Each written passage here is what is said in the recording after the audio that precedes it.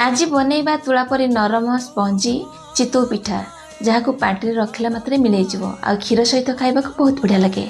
से 2 गिना अरुआ चाउल को भलसे 2-4 थर धोई सारापर एक्सट्रा पानी को निगाड़ी नवा आ पानी देकर बतुराई 6-7 घंटा छाड़ी नवा।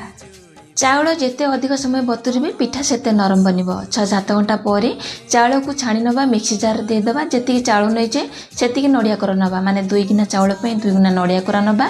अल्प अल्प पानी देके चिकन करी पाटी आनिबा। चितौ पिठा जेते चिकन हबो पिठाटा सेते नरम बनिबा और पूरा फ्लफी बनिबो।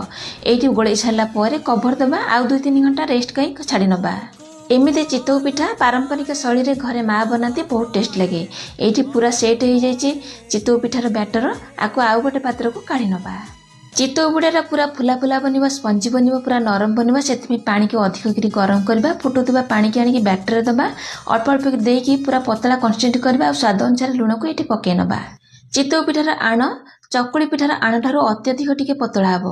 एबे कड़ई रे टिके तेल को ब्रश कर नवा।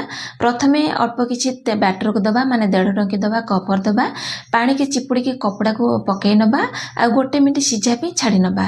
1 मिनिट पर कपड़ा को काढ़ी नवा। एठी हमर सुपर टेस्टी पूरा स्पंजी मुलायम चितौ पिठा पूरा रेडी।